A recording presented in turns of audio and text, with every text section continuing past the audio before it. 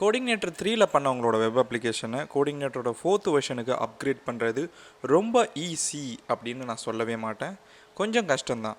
இருந்தாலும் நம்ம முயற்சி பண்ணால் நம்மளோட அப்ளிகேஷனை அந்த வெர்ஷனுக்கு மாற்றிடலாம். இன்றைக்கி அதை தான் பார்க்க போகிறோம்.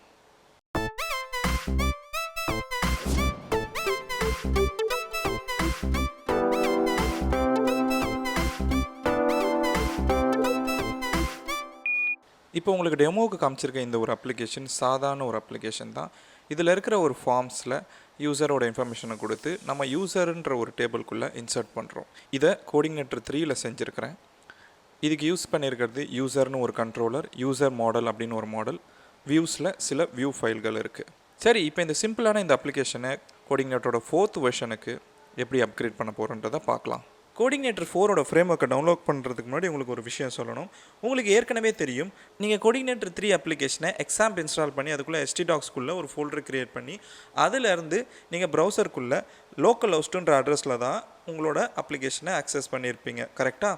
இது நம்மளுக்கு ஒரு டிஸ்அட்வான்டேஜ். ஏன்னா எக்ஸாம்குள்ளே போட்டு தான் நம்ம பயன்படுத்தி இருக்க வேண்டிய ஒரு கட்டாயத்தில் இருக்கிறோம். ஆனால் இப்போ கோடிங்னேட்டர் ஃப்ரேம் ஒர்க் 4 டவுன்லோட் பண்ண போகிறோம்.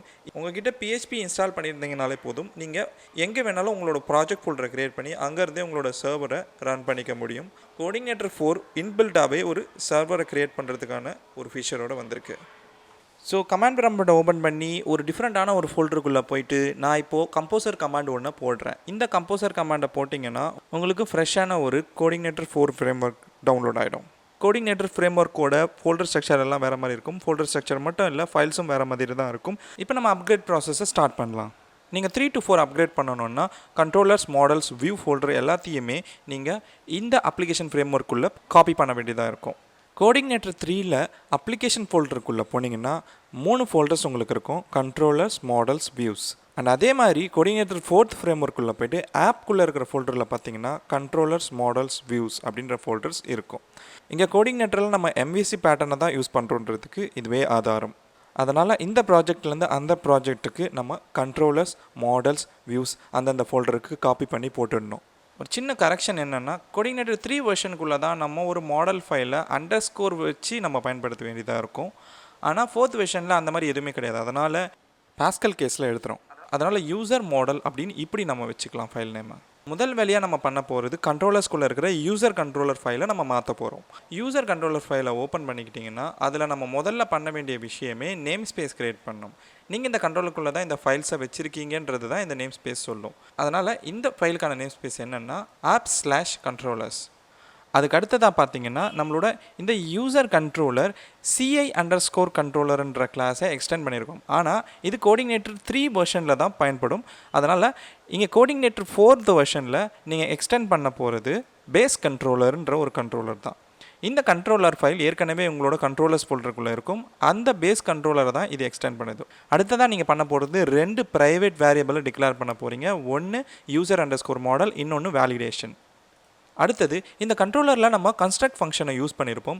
அதில் இருக்கிற பேரண்ட் கன்ஸ்ட்ரக்ட் மெத்தடை நீங்கள் கால் பண்ண வேண்டிய அவசியம் இங்கே கிடையாது. அதனால் அதை எடுத்துடுறோம். அடுத்ததாக நம்ம யூசர் மாடலை லோட் பண்ணியிருக்கோம். ஆனால் இங்கே இதை இப்படி லோட் பண்ணக்கூடாது. அதுக்கு பதிலாக நீங்கள் ஏற்கனவே உங்களோட ப்ரைவேட் வேரியபிளை டிக்ளேர் பண்ணியிருக்கீங்க user_model. அதுக்குள்ளே வேல்யூவாக வாங்க போகிறீங்க. New space \models /user model open close round brackets. இது மூலமாக நம்ம மாடல்ஸ் ஃபோல்டருக்குள்ளே இருக்கிற யூசர் மாடலோட ஆப்ஜெக்டை வாங்கியிருக்கோம். அடுத்ததாக நம்ம சில ஹெல்ப்பர் கிளாஸை பயன்படுத்தியிருக்கோம். அது ஃபார்ம் அண்ட் URLன்ற ஹெல்ப்பர் கிளாஸ். ஆனால் அதை இங்கே நம்ம இப்படி லோட் பண்ணி தான் பயன்படுத்தணுன்ற அவசியம் கிடையாது. அதனால் இதை ரிமூவ் பண்ணிடுறோம். அடுத்ததாக நம்ம லோட் பண்ணியிருக்கிறது செஷன், ஃபார்ம் வேலிடேஷன்ற 2 லைப்ரரிஸ். செஷன் நம்மளுக்கு தேவை தான், ஆனால் அதை இப்போ நம்ம இங்கே லோட் பண்ண போகிறது கிடையாது. ஆனால் வேலிடேஷன் நம்மளுக்கு கண்டிப்பாக இங்கே தேவைப்படும். ஆனால் அதையும் இப்படி நம்ம லோட் பண்ண போகிறது கிடையாது. அதனால் இந்த லைனையும் நம்ம ரிமூவ் பண்ணிடலாம். உங்களோட ப்ரைவேட் வேரியபிளான வேலிடேஷன்ற இந்த ப்ரைவேட் வேரியபிள்குள்ளே ஒரு வேல்யூ வாங்க போகிறோம். நம்ம கோடிங்னேட்டர் 4க்குள்ளே வேலிடேஷனை ஒரு சர்வீஸாக தான் பயன்படுத்த வேண்டியதாக இருக்கும். அதனால் \config \services scope resolution operator வேலிடேஷன்ற ஒரு மெத்தட் கால் பண்ணுறோம். இப்போ வேலிடேஷன்ற ஒரு ஆப்ஜெக்ட் இந்த வேரியபிள்குள்ளே வந்திருக்கும். ஓகே, அடுத்து நம்ம போகிறது இண்டெக்ஸ் ஃபங்க்ஷன். அந்த இண்டெக்ஸ் ஃபங்க்ஷனுக்குள்ளே எப்பவும் போலவே இந்த கிளாஸ்க்குள்ளே இருக்கிற ஒரு மெத்தடான ரெஜிஸ்டர் மெத்தடை கால் பண்ணுறோம். அதனால் இதில் எந்த சேஞ்சஸும் நடக்க போகிறது கிடையாது. அடுத்ததாக ரிஜிஸ்டர் மெத்தட். இந்த ரிஜிஸ்டர் மெத்தடில் எடுத்த உடனே நம்ம சில ஃபார்ம் வேலிடேஷன் ஸ்டேட்மெண்ட்ஸை பயன்படுத்தியிருக்கோம் யூசரோட இன்ஃபர்மேஷனுக்காக. ஆனால் இந்த ஃபார்ம் வேலிடேஷன் கோஆர்டினேட்டர் 4ல் வேறு மாதிரி வரும். ஆனால் அதுக்கு முன்னாடி ப்ரௌசரில் இந்த ரெஜிஸ்டர் மெத்தடை கால் பண்ணும்போது கெட் மெத்தடோட கால் பண்ணுறோமா இல்லை போஸ்ட் மெத்தடோட கால் பண்ணுறோமான்னு ஒரு செக் பண்ணணும். கெட் மெத்தடோட ரிக்வஸ்ட் வந்தால் வெறும் ஃபார்மை மட்டும் காட்டுறோம். போஸ்ட் மெத்தடோட வந்தால் வேலிடேஷன் எல்லாத்தையும் பண்ணிவிட்டு அதுக்கப்புறம் அதோட ரிசல்ட்டை திரும்ப இந்த ஃபார்மில் காட்டுறோம். திஸ் ரிக்வஸ்ட்டுன்ற இந்த கிளாஸோட இந்த ஆப்ஜெக்டை அதுக்குள்ளே இருக்கிற கெட் மெத்தட் அப்படின்ற மெத்தடை கால் பண்ணுறோம். வரப்போகிற ரிக்வஸ்ட் எந்த மெத்தடை சார்ந்தது அப்படின்றத சொல்லுவோம். அதனால் முதல்ல நம்ம வைக்க போகிற கண்டிஷன் இது போஸ்ட் மெத்தடான்னு. போஸ்ட் மெத்தடாக இருந்தால் இதுக்குள்ளே வேலிடேஷன் நம்ம கால் பண்ண வேண்டியதாக இருக்கும். வேலிடேஷன் அப்படின்றது உங்களோட இந்த ப்ரைவேட் வேரியபிள்குள்ளே இருக்குது. அந்த ப்ரைவேட் வேரியபிள்குள்ளே இருந்து செட் ரூல்ஸ் அப்படின்ற ஒரு ஃபங்க்ஷனை நீங்கள் கால் பண்ண வேண்டியதாக இருக்கும். அதுக்குள்ளே ஒரு அரேவை பாஸ் பண்ண வேண்டியதாக இருக்கும். அந்த அரே எப்படி இருக்கணும்னா முதல்ல உங்களோட ரிக்வஸ்ட்டில் பாஸ் ஆகி வர வேல்யூ நேம், அந்த ஒரு வேல்யூக்குள்ளே நம்ம நிறைய விஷயங்களை அசைன் பண்ண வேண்டியதாக இருக்கும். உதாரணத்துக்கு அந்த வேல்யூவோட லேபிள், அதோட ரூல்ஸ் என்ன அப்படிங்கிறத நம்ம கொடுக்க வேண்டியதாக இருக்கும். உதாரணத்துக்கு ஃபர்ஸ்ட் நேம்ன்ற இந்த வேல்யூக்குள்ளே நம்ம ஒரு அரே பாஸ் பண்ணுறோம். அந்த அரேக்குள்ளே லேபிள் என்ன லேபிள், இந்த லேபிள் என்னன்னு நீங்கள் கொடுத்தீங்கன்னா தான் உங்களுக்கு வேலிடேஷன் எரர் இந்த லேபிளோட ரிட்டர்ன் ஆகும். அடுத்து ரூல்ஸ்க்குள்ளே உங்களுக்கு தெரியும் என்னென்ன ரூல்ஸ்லாம் நீங்கள் கோஆர்டினேட்டர் 3ல் பயன்படுத்துவீங்களோ அதை இங்கேயும் பயன்படுத்தலாம். ஆனால் ஒரு சில ரூல்ஸை நம்ம இங்கே கோஆர்டினேட்டர் 4ல் ரிமூவ் பண்ணிட்டாங்க. அதனால் கோஆர்டினேட்டர் 4க்குள்ளே என்னென்ன ரூல்ஸ்லாம் இருக்குதுன்னு நீங்கள் ஒரு தடவை பார்த்துக்கிறது பெட்டர். ஸோ நான் சொன்ன மாதிரியே எல்லா இன்புட் வேல்யூஸுக்கும் உங்களோட லேபிள்ஸையும் ரூல்ஸையும் கொடுத்துருங்க. அதுக்கு அடுத்ததான் நம்ம பண்ணியிருக்கிறது வேலிடேஷன் சக்ஸஸாக ஃபெயிலான்ற ஒரு செக். ஆனால் இங்கே இதை வேறு மாதிரி நம்ம ரன் பண்ணுறோம். திஸ் வேலிடேஷன் வித் உங்களோட ரிக்வெஸ்ட்டை நீங்கள் கொடுத்தாகணும்.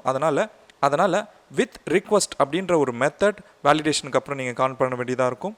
அதுக்குள்ளே உங்களோட திஸ் ரிக்வெஸ்ட் அப்படின்ற ஒரு ஆப்ஜெக்டை பாஸ் பண்ணணும். இந்த திஸ் ரிக்வெஸ்ட் என்னன்னா இந்த கிளாஸுக்குள்ளேயே இருக்கிற ஒரு ஆப்ஜெக்ட், அது உங்களோட இன்புட் வேல்யூஸ் எல்லாம் கொண்டு இருக்கிற ஒரு ஆப்ஜெக்ட். இதை வச்சு தான் நீங்கள் ஒரு இன்புட் வேல்யூவெல்லாம் கெட் பண்ண வேண்டியதாக இருக்கும்.